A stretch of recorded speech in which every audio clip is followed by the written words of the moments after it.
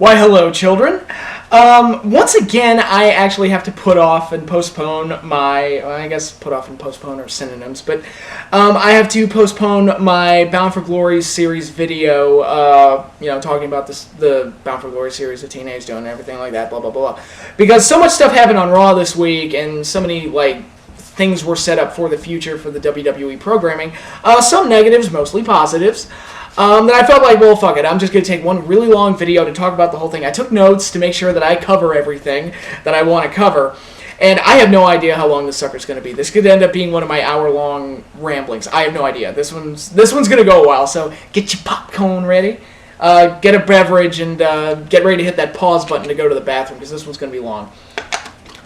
So, here we go. One major thing, the first major thing that I want to talk about that came out of Raw, and it's something that I'm excited about. It's the match that I've wanted. I know I've mentioned this before. CM Punk versus Brock Lesnar is finally happening, and I am so happy about that because, it's a fresh match, and both guys are so different in their personalities and in their in-ring styles, and they both have the common link in Paul Heyman, that to me, this match is just a natural thing to do.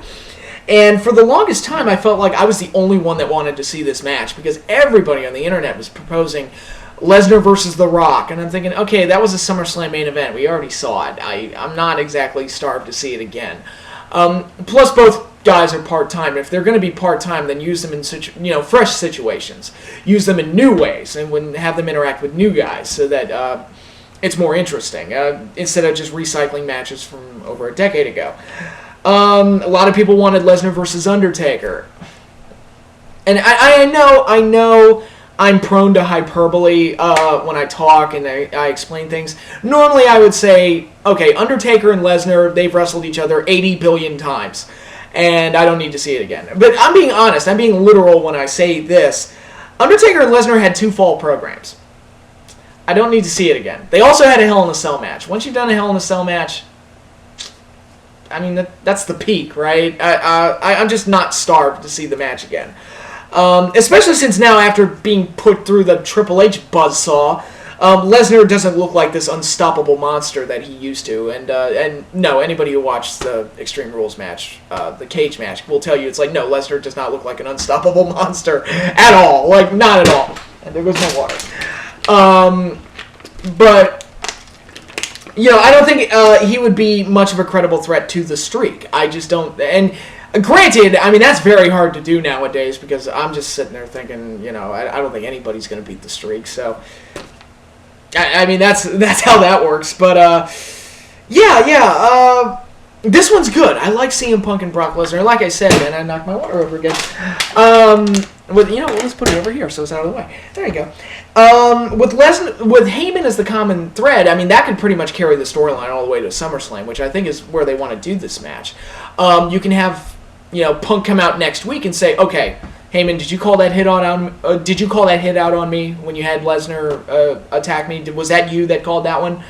And the question of Heyman's loyalties and all that stuff. That's enough to drive the storyline right there, and it should make for a very interesting match. And of course, any excuse to put Paul Heyman and CM Punk on the microphone for extended periods of time is a very good idea. So I'm excited about the feud. I'm excited about the match. I really liked how the ending of Raw came off this week. It was just a brilliant ending, and really, CM Punk's been reintroduced very well. Lesnar was reintroduced very well. So we're off to a really great start already, and hopefully that turns out to be a really great feud heading into a really big match at their second biggest pay-per-view of the year. And I hope they do save it for SummerSlam. Let it, gestate and get some time to develop and grow. Don't blow it off at the next pay-per-view. Let that one sit for a little bit.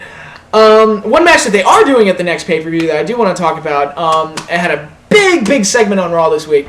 Mark Henry versus John Cena, which was set up through a very heartfelt and very emotional speech from Mark Henry. I was sitting there watching it and just going, man, I didn't know Mark Henry had this in him. It felt really heartfelt. It felt sincere. The audience was really receptive to it. I was like, wow, this is really good stuff. I don't know why he went to the trouble, and we all knew he was going to attack Cena. I mean, we all knew that was coming. I don't know why he went to the trouble of setting up this whole ruse to attack him when he could have just done that anyway, but Yeah, whatever. It's a minor nitpick. Although I was also asking the question, well, why is Cena just standing there like a doofus? Like, why didn't he just leave and let Mark Henry cut his speech? I have a perfect explanation for that. Because the John Cena character is a pandering douchebag that leeches off of whatever the fans like. It's like Zack Ryder. Like, he's a fucking leech.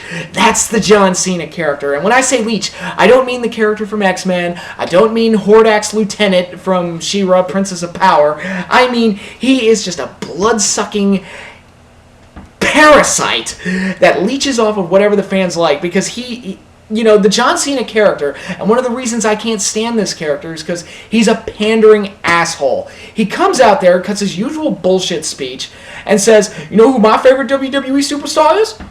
Oh, you. Even the ones that don't like me. And it just feels so insincere and so just plastic and fake, and there's nothing to like about this character. I'm sorry, I keep harping on it, but he's horrible. He's terrible. So, in that sense, Mark Henry set the perfect trap. Because, oh yeah, if the fans like me, Cena will stick around and try and, just go like, yeah, Mark Henry's great. I'm going to stand right here with him. And it's like, perfect setup. It's the perfect crime. And, in one act of deception and betrayal, Mark Henry is now officially the biggest babyface in the company. In my eyes. Because I just hate Cena so much, that plastic, phony, goddamn pandering son of a bitch. I'm sitting there like, yeah, Mark Henry, you're the fucking man. Good for you. I love you, Mark Henry. Thank you. Anytime Cena gets beat up, that makes me happy. And I will give the WWE credit for, the Ryback feud and the Henry feud are kind of the same thing we've seen from Cena, where it's Cena versus the monster, and then Cena's going to win. And we know. We know how this goes. We just know.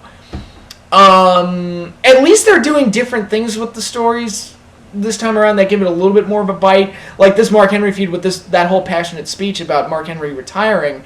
It's not just Cena versus the monster like it usually is. It's got a little bit more of an emotional bite to it. Even though the result, I'm sure, will be exactly the same. John Cena will go over, and even though the fans are going to cheer for Mark Henry anyway. It's one of the reasons I think, I'm fearful that they're going to turn Daniel Bryan heel and put him up against Cena, which I think is a mistake. I think they should just run with him as a babyface. Not only to keep him a stronger character, it's like, look, the fans are going to cheer for him against Cena anyway, so why not just make it face versus face? I mean, come on. The fans are going to cheer for Bryan no matter what you do. Daniel Bryan could go out there and kick a baby, and the fans will still cheer him over Cena. I don't doubt that at all whatsoever. That's just the way it is. Cena sucks. The character sucks that bad.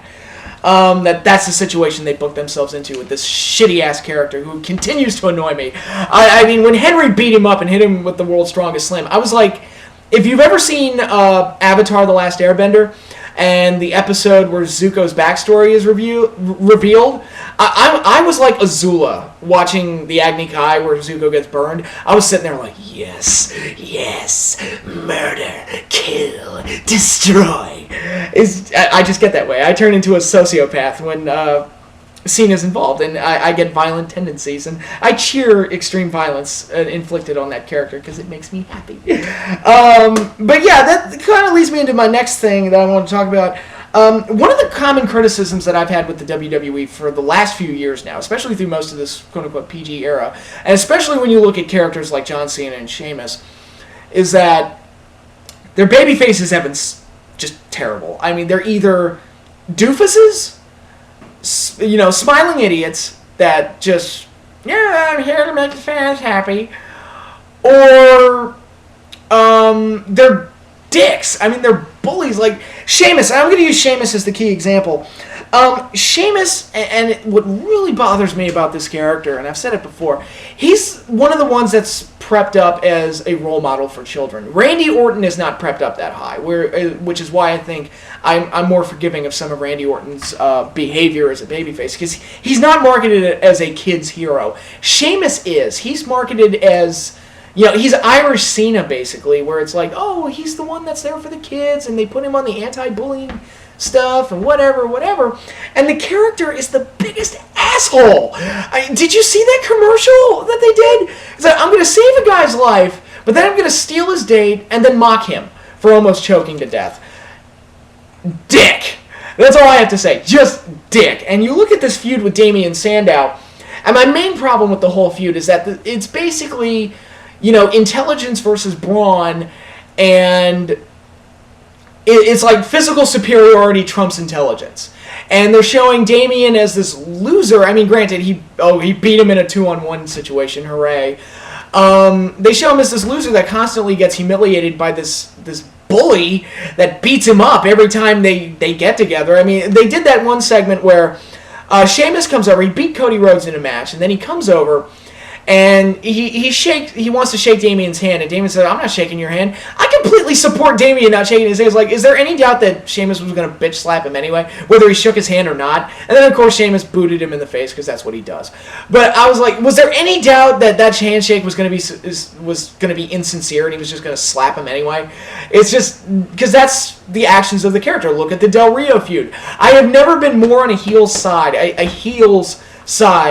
than I was Alberto Del Rio in that feud when Sheamus stole his car, destroyed his property, shit in his car, just to be an asshole. I commit Grand Theft Auto because that's what I do. Damien Sandow. You think you're smart? Oh, you think you're smart? Well, I'm gonna break your chess computer or whatever that thing was because that's what I do. I'm an asshole. And, things like that where they do this Be a Star anti-bullying stuff and you see one of their top baby faces who's supposed to be the kid's hero acting like this towards smart people that are smaller and weaker than him and basically picking on him really because he's intelligent. And that's kind of my problem with the whole feud is like it's painting intelligence of someone like a Damien Sandow. Of course, they also, Michael Cole, who's making fun of Damien and Cody because they have facial hair. And I'm like, oh, I'm sorry, Michael. I didn't know it was completely unacceptable in the eyes of society for grown men to have facial hair. I'll never grow a goatee again. Thank you, Michael Cole. I was not aware that Damien Sandow having a beard and Cody having a mustache was completely unacceptable and socially just wrong. Thank you, Michael. But it seems like they're pushing this brawn over intelligence message, and they're making intelligence and book smart look really, really bad. And I'm like, I would like it if they showcased the virtues of intelligence a little bit, because I do think it's important for kids to learn that and to get that message and to learn how to read and study and things like, and learn that reading and studying are good things. I mean, granted, yes, Damien Sandow, the character, is supposed to be a jerk, but at this point, he's just kind of the Wile E. Coyote. I feel like he's the bully victim. That's kind of how I feel about it. And Sheamus is just this thuggish brute that shows off and takes his dick out and whips him across the face with it and destroys his property and makes a fool out of him just because he can, because he's bigger than him. And, but yeah, basically, I hate Sheamus' character. He's fucking awful. But lately, and this is where I'll applaud the WWE lately, and they could easily ruin it. And I'm not saying that isn't a possibility, and given their history, it's easy to think that way. But you have Daniel Bryan, who in my opinion is the best babyface character in the company right now. He is a true underdog character at the moment. You have Dolph Ziggler, who just turned babyface. That's a hot new babyface right there. That could be really, really cool and really, really somebody worthwhile to get behind. They also have CM Punk, who's basically a face now. Obviously, CM Punk is very, very cool and has more of an edge to him than the others, than the typical WWE babyface. And what I like about that is that we're finally getting this influx of babyface characters that are actually kind of cool. And they're new age characters. I mean, yes, Rob Van Dam's coming back. You'll always have The Rock. You'll always have The Undertaker. Well, not always, but you have those guys, and even Chris Jericho.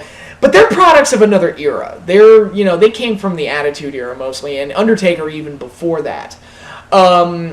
These are new age guys that are being showcases baby faces now and have the potential to be really, really cool characters that are worth getting behind. And like I said, Daniel Bryan's my personal favorite baby face in the company at the moment. So, it's nice to be seeing that again. It's nice to have baby faces that are worth getting behind, because that's kind of where a lot of the WWE storylines fall flat, especially when they showcase guys like John Cena, especially when they showcase guys like Sheamus. And like I said, they could easily ruin it. It could easily get ruined at the drop of a hat. I think of when they turned Edge babyface. Now, the idea of the rated R superstar Edge being a babyface, I love that idea. That's a great idea. WWE did not handle it well at all. Edge as a babyface did not work at all. He became a simpleton that just said spear, spear, spear over and over and over again, and it just never worked. CM Punk, when coming off the summer of Punk, of course, he lost to Triple H, lost the title, got screwed over by Kevin Nash, never got to have a match with Nash, and so it's like, all right, they already fucked him over by that point. Then he wins the title from Del Rio, and it's one of those cases where it's like, oh yeah, let's knock him down, and then we'll put the belt on him. Yeah. And then immediately after that, he became like mini Cena, where he kind of became like this pandering idiot babyface, and I really hated it. And it wasn't until the feud with Jericho really got jump-started that Punk got back more into the CM Punk that we all know and love, and obviously that didn't become a problem again for the rest of his run as a babyface. But the potential to screw this up is there, and it's in the WWE's history. I just hope they don't go that route. Like, I'm looking at it right now, it's like, they could easily suck out everything that's cool about Dolph Ziggler and CM Punk, or, they could go with my main fear at the moment, and that is turn Daniel Bryan heel, which I really would be against. I don't think that's necessary. I don't think they need to do that. I think they should just let him be a Mick Foley babyface. Just keep letting that run. But we'll see. For now, it is nice to have baby faces that I actually enjoy and I actually want to root for. And that'll lead me into the Ziggler Del Rio double turn, which, now that Payback is over and we've got Raw, okay, they actually are running with this double turn, and I think Del Rio's reasoning for turning heel was actually really well done. And actually, they came up with a good reason. It's like, look, I mean, this guy beat me up and stole the title from me when I was at my most vulnerable, and I did the exact same thing to him. You cheered him and you booed me. Bullshit. And it's easy to see why he thinks that way. And so it's a believable character motivation. It's not, when Batista turned heel on Rey Mysterio, he's like, you're supposed to let me win. It's like, what are you, 2? God damn. But yeah, this one felt really believable. It actually feels like a very human motivation. And Ziggler, again, after Payback, you felt so bad for him, and he's just like, man, it was really well done, and really, and like I said, any excuse to have Dolph Ziggler sell is a really good one. And now, after that, Ziggler has this sympathy built into him. It made me go, you know what? I want to see a rematch. I want Ziggler to get his revenge on this guy. And that's the key right there to making a good story work. Because initially it was just kind of like, going into Payback, I was just thinking, I like Ziggler's champion. If the world title has to exist, might as well put it on Ziggler because he's the best guy. Not really interested in a rematch between these two. It's like, Ziggler's just going to win his first title defense, whatever, and that's fine. And they took the story in a different direction and made both characters more interesting as a result, especially Ziggler, because now, especially the pop he got when he attacked Del Rio at the end of Raw this week, it was like, okay, they got something good here with Ziggler's babyface. I think, just let him be, keep all the characteristics that the fans like about Dolph Ziggler already, because they like him already, because he's good. He's just damn good at what he does. And they could get a lot out of him as a babyface as well. There's still the unanswered questions. What's his relationship with Langston going to be going forward? What's his relationship with AJ going to be going forward? They could play with that a little bit and do a lot of stuff there. I hope they don't just, next week they come out and Langston and AJ just turn on Ziggler. That would be weak. Because all faces have to be on one side. All heels have to be on this side. That's how it works. A split is going to happen. I just hope they come up with something better. I think they should Diesel and Shawn Michaels it. Like, remember when Diesel first turned heel, but Shawn Michaels and him still stayed friends? I think they should do that for a while and actually make a storyline into the eventual split so that it feels a little bit more natural rather than, Ziggler's a face, so they're not friends anymore, which would be extremely weak. But, kudos again to the WWE. They made me more interested in a feud than I would have been anyway, because going in, I wasn't that interested at all. Now it's like, yep, you gave me a babyface I can get behind. Good on you. And I also wanted to make this point. I was going to make this point in my Payback review, but I didn't really get around to it. But fuck it, I'm going to work it into this one. Dolph Ziggler is better than Triple H.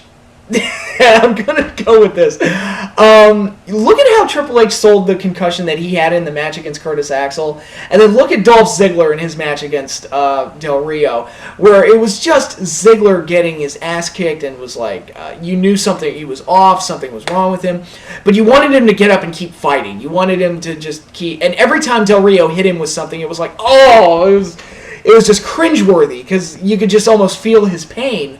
It was really, really good. Triple H being the, I don't even know how to describe it. He's not an idiot, that's for sure.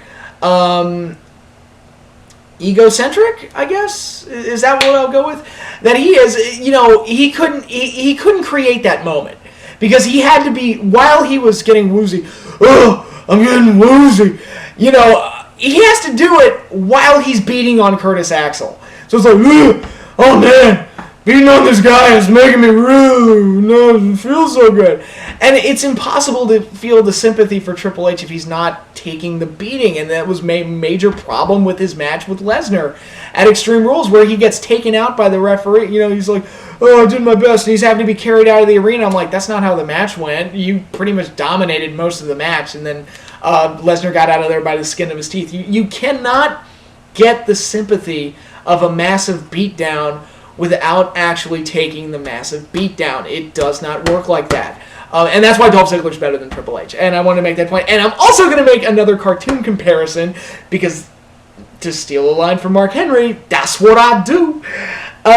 Dragon Ball Z. And my opinions on these are my opinions on Dragon Ball Z. I watched it in high school because I needed something stupid to watch when I got home from school. Because my brain was just fried every day after school, especially freshman year when I had honors biology and advanced algebra, two classes that I did not belong in. I still to this day have no idea how I got into those classes. They should have been.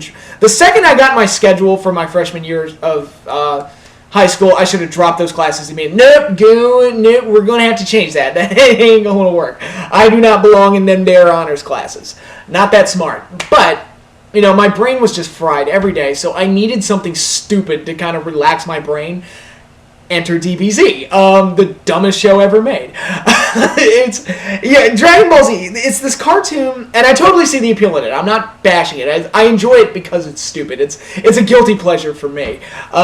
It's a show that is so wildly insane, makes no goddamn sense, you know, follows no law of reality known to man, even breaks its own rules. The rules that this universe establishes, DBZ will even break those rules. You can't wish back somebody with the Dragon Balls twice. How many times did they break that fucking rule? I don't know. Lost count. However, in this wildly stupid show, my favorite moment in the history of the show, and it came from my favorite character in the show, who was Vegeta. I think he was everybody's favorite character. Am I wrong in that? I mean, he's fucking Vegeta. He was the badass. My favorite moment in Dragon Ball Z came in the Buu Saga. And the Buu Saga was a clusterfuck even by DBZ standards. It makes even less sense than anything else that came before it. And the Cell Saga introduced time travel, which fucking, you know, DBZ and time travel makes no fucking sense. But the Buu Saga managed to be even more clusterfucky and even more illogical than that. However, it has this one moment where Goku needs to power up for some reason. I don't know. Again, fucking makes no sense. Whatever. And Vegeta's like, alright, I'll fight Buu while you're powering up. And it's like, but you stand no chance against Buu. You stand absolutely no chance against this guy. He's like, alright, well, I have to do it. That's the sacrifice I have to make or whatever. And this is after Vegeta's been a badass and a bad guy for most of the series. And this is like his ultimate redemption. So he goes up there, starts fighting Buu, gets his fucking ass kicked. I mean, he just gets destroyed. Every hit, it's like you think Vegeta's dead. It's just boom, boom, boom, boom, boom the entire time. And then, you know, in typical DBZ fashion, there's like an explosion. There's a giant fucking crater in this wasteland in the middle of fucking nowhere on a planet in the middle of the ass end of the galaxy. Again, makes no fucking sense. And Boo's celebrating like he fucking, yeah, I killed Vegeta, I'm awesome. And then Vegeta crawls out of the pit and starts giving this speech about how epic he is and how he's a true fighter and a true warrior and everything. And basically says, I'm not done yet. Basically saying, thank you, sir, may I have another. And powers up to Super Saiyan again, which, again, Super Saiyan makes no fucking sense. It used to be the hardest thing in the world to do. Now anybody can do it by the time the Buu Saga rolls around, but whatever. But, you felt bad for Vegeta while he was taking that massive beating, and then you thought of him as this epic badass when all he had to do was take his crumpled body and just pull himself out of the ditch. And you just thought for those 10 seconds, like, wow, Vegeta is the biggest badass in the universe, and he spent it getting his ass kicked. And, stuff like Dolph Ziggler's beating at Payback, stuff like Vegeta's beating at the hands of Kid Buu during the Buu Saga. That's how you build sympathy into a really, really badass character, and how you how you can easily respect, feel sorry for, get behind a protagonist. That's how that shit works. So if you want to know how to do it right, follow the examples of Dolph Ziggler and Vegeta. Never thought you'd hear that comparison, but there you go. And yes, Vegeta is also better than Triple H. I wanted to make that point. Everybody's better than Triple H. I'm sure I annoy people with my constant Triple H rants, but that's what I do. But yeah, that'll lead me into my next thing. One of the negatives of Raw, and it's been a negative for the last few weeks now, the McMahon's presence on the show. This includes Triple H, this includes Vince, it includes Stephanie. Why are they there? I don't understand why they need to be there. I just don't get it. I don't fucking get it. And there's so many aspects to this that I just don't care about, and that's the problem. They come on and I feel nothing but apathy. It's like, I don't care what you have to say. I really don't give a damn what you have to say anymore. And, part of the things that really annoy me about what they do is that they get over on the talent. One of the examples that my buddy Eric likes to use, and I like to use it too, was when, this was back in 2005, so this is 8 years ago. This is when Christian was starting to get over huge and they did nothing with him. And it's like, oh, no, we're going to put the world title on him, 6 years later? Yeah, 6 years, 5-6 years? No, you can't do it now when he's like the most over thing in the company. No, can't do that. They were in MSG, and Christian came out and was like jaw-jacking with Vince McMahon and saying all this stuff, and Vince said something to the effect of, you interrupt me again, you're going to be captain unemployed. And Christian has like this scared look in his face, like, oh my god. And I don't understand why they do things like that, where the boss needs to get over on the talent that I'm supposed to take seriously as a fierce competitor with a bit of an ego. And you saw it on Raw this week. Stephanie McMahon comes out and needs to start putting down AJ for whatever reason, and exhibits traits of a Seinfeld. Who was that character in Seinfeld who was the close talker? And she's getting up all like in AJ's face. It's like, okay, seriously, bitch, personal space. Number one. Number two, I was glad AJ actually like stood up to her a little bit. It was like, oh, I'm sorry, who are you? You're the person that was relevant 13 years ago when I was in middle school? Okay, yeah, I'll pretend that what you have to say is important. And, they bully Vicky Guerrero. Yes, you actually made me feel sorry for Vicky's character because the McMahons just bully her. Yes, again, be a star. They come in there and they just... Triple H makes fun of her. It's like, well, you made that main event on the fly. If that hadn't happened, what would your main event be? I'm like, oh, yes, we're going to make fun of Vicky Guerrero for booking matches the way matches have been booked for the last 15 years. Okay, but yes, her character is going to be the first one that gets slammed for it. All right. Sure. And it's like basically all three of them are walking around showing their dicks off. And Stephanie might have a dick. I don't know. And I know I shouldn't be making fun of anybody for it because I have the same problem. She sounds like a transgender. I know I do too. I'm fully aware of that. It's a problem. I know I have the exact same problem. I'm just saying it's a thing. She kind of sounds transgender. Just saying. And she's looking more mannish too and more gigantic. She makes snoo stew. I wanted to make that point as well, especially with Futurama. I'm filming this right before Futurama's season premiere, so yay.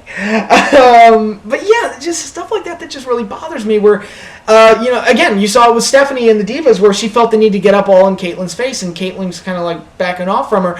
And I don't understand how we got to this point where the authority figures are the most feared people on the show. And, I think back to the Attitude Era, where guys like Austin, guys like DX, like Shawn and Triple H, guys like Bret Hart, guys like The Undertaker, they would just basically say fuck you if Vince ever got in their face. And Vince was afraid of them.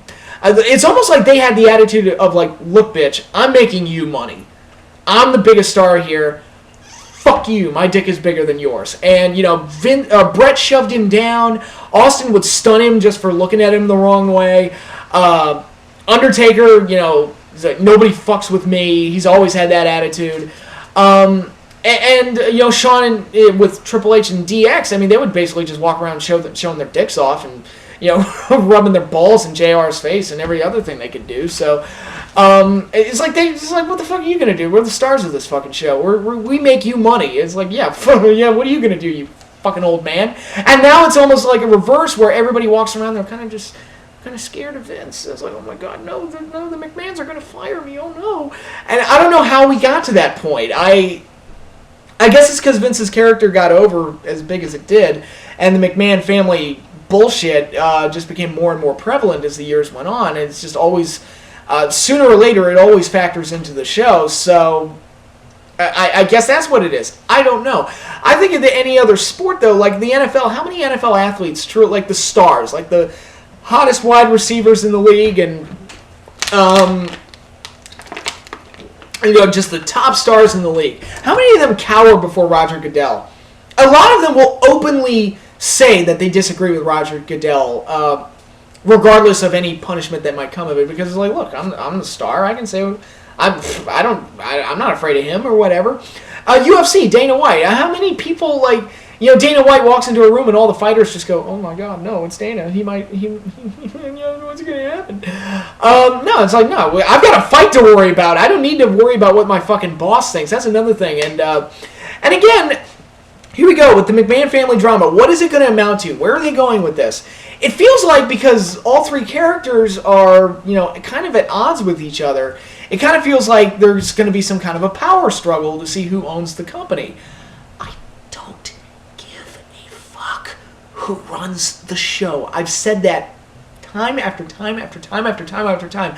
I do not give a flying fuck who makes the decisions, who runs the fucking show. If from a kayfabe standpoint, I don't care who the authority figure is, because ultimately the show's exactly the same anyway. If you think about it. When Triple H took over in storylines in, summer of 2011, the show didn't really change all that much. It's the same show. Why should I give a fuck?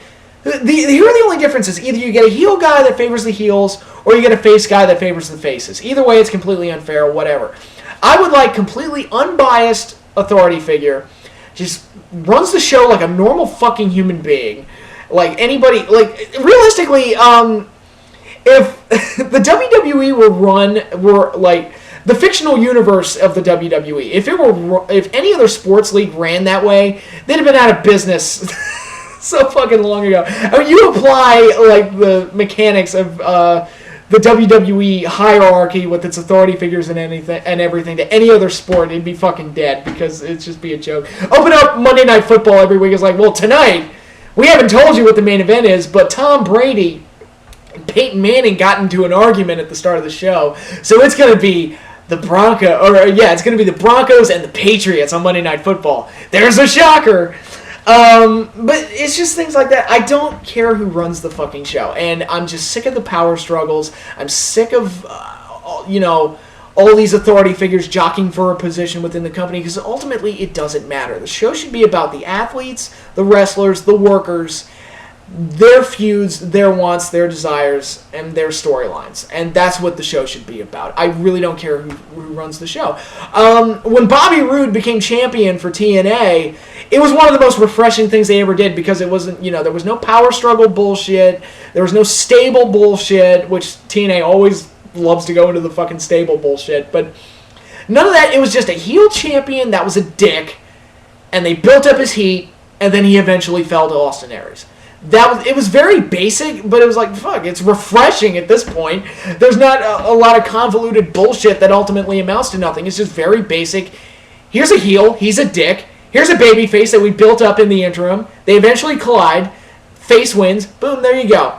Ooh, it's not that fucking hard. And I don't feel like the authority figure stuff is even that necessary. It's just, Let's just go back to the Jack Tunney days. I would love if Jack Tunney could run the show today and let that just be the thing. I would love that, or even just let the board of directors run the show and we never see them. That would be great. I would be fully in favor of that. But no, we need like 12 authority figures. I mean, okay, they've got Vicky, Maddox, and the 3 McMahons. And yes, I'm counting Triple H as a McMahon. How many fucking authority figures do you need on one show? I mean, Jesus Christ. And then you look at SmackDown, you've got Booker T and Teddy Long, so it's even more. So you've got 7 altogether. Woo! I don't even want to know. I don't watch Main Event or Saturday Morning Slam or any of the other shows, so I'm sure they probably all have their own authority figures too. But yeah, I mean, that's just the problem when you focus so much energy on the McMahons, and it just gets annoying after a while, and I get so sick of it, and I want them to go away. That's just get off TV. You don't need to be on TV. Why? Yeah, whatever. But that's the majority of the negative in this video. And finally, one thing that I wanted to get into, I can finally close this thing because I'm pretty much done. One final thing that I wanted to get into, with the talk of looking ahead to the future and matches that I'm excited about, like CM Punk versus Brock Lesnar. Really want to see that. You know, the idea of cool baby faces. Like, I'm really getting behind guys like Daniel Bryan and Dolph Ziggler and CM Punk right now. A lot of potential there with really cool baby faces. One feud that's really popped into my mind is a really good one that they should probably do. Well, it involves the Wyatt family. And I have to say, the Wyatt family and their vignettes have been awesome. These are some of the best vignettes I've ever seen. I watch them, and I get feelings of, like, Deliverance. I get reminded of Max Cady from Cape Fear. All stuff like that. They're really creepy, really scary, really interesting. They look interesting. They don't look like anybody else on the indie scene or most other guys in wrestling. I hear they're really good. They've gotten nothing but praise. So I can't wait until they show up on WWE television, because so far so good. They've been outstanding. These vignettes are great. It's got me thinking. It was like, well, what could they possibly do with them? What feuds could they possibly do? And naturally, the first one that popped in my head is like, all right, who's the other really strong 3-man team in the WWE? The Shield. And I was like, you know what? They could probably do this thing where the Wyatts come in and are just sadistic as fuck and just, just downright evil. And, they could push the point that the Shield is like, well, they're like a well-oiled machine that beat people up for personal gain. These guys are sadistic, goat-fucking sadists that enjoy hurting and maiming people just for the sake of doing it. And yes, I'm calling them goat rapers, but yeah, anything to sound more extreme. Hyperbole, I'm good at it. But, just really paint them as like this evil, sadistic blood cult of like these sick redneck fuckers that are even worse than the Shield could ever possibly hope to be. And then that'll be the basis of like, all right, the only way these guys are going to be stopped is if the Shield kind of backs the WWE and kind of, has to drive them out of the WWE. Ultimately, becoming somewhat heroic in a sense. And I think that's a chance to really turn the Shield face and make them really, really cool without changing a thing. And just make them, put them on the babyface side against this even more, make them the lesser of two evils, basically. And I think that could lead to a really interesting feud. They could even maybe have them team up. I don't know. I was even thinking about it, was like, would they team up? Would the Shield and the Wyatt family together as this one destructive force? That would even be more interesting. I don't know. That'd be way too much of a clash, though. And both sides look so different from each other that just looking at them in the same ring together would be really interesting. And that would be a big match for WrestleMania. I think that would be something I would really be excited about, especially with the Shield going as strong as it is, and the Wyatt family already capturing my attention. They haven't even debuted yet. I think, if I were going to map out programs for the Wyatt family, I would instantly start thinking, it's like, all right, WrestleMania 30, we got to put them in the ring with the Shield. That's something we got to do. So, I don't know what they're going to do with the Wyatt family coming in, but it'll be very, very interesting to see what happens, because, like I said, they're already becoming some of the most interesting characters in wrestling, and they haven't even debuted yet. So, a lot to look forward to once the Wyatt family shows up, I think, because I think they're going to be really, really good. And that's half the battle right there. It's can you make a really strong character and make an impression? And it's a lot easier to be excited for somebody like the Wyatt family when they do these really strong vignettes and just these really creepy promos and really capture my attention and my imagination really early on, as opposed to a lot of some of the NXT rookies, or to use the TNA example, the gut check guys. Where it's like, oh hey, I'm this kid that was an indie wrestler. I'm just a guy, and it's much easier to get behind somebody like the Wyatt family right away, because they have a well-defined character right off the bat, or at the very least they're engaging and interesting, and I want to see more of them. And it's really more about the character than anything else, and and I don't know if that's, and I'll actually throw some praise towards Triple H, because that might be Triple H's influence working. And I've said it, Triple H is a smart guy. It's, I just feel like whenever he's writing for himself, it creates problems. But when he's not writing for himself, I feel like he has really good ideas. And I'm wondering if things like the Wyatt family, things like The Shield, things like Daniel Bryan's recent run, so many different things going on, if that's not Triple H's influence in play. And again, it works out great when he's not writing for himself. So yeah, that's all I've got to talk about in regards to the WWE. And almost broke my voice on that one. But yeah, I hope you all enjoyed this long psychobabble that I delivered to you. And that'll be it for now. And again, my next video, there's no pay-per-view I'm watching this weekend. And the Bound for Glory series is starting tomorrow night on Impact. So cool beans. So I'll have something to talk about in my next video, which will come really early, maybe Monday or Tuesday of next week. So I will get that Bound for Glory series video up there and give my thoughts and feelings on what they could do with the series and how it's going to build into Bound for Glory and yada, yada, yada, all that stuff. So I'll finally get around to doing that one, but I need to get this really long-ass WWE video out there because there's so much to talk about. But I'm all done for now. Y'all enjoy your weekend, and I will catch you all on the flip side.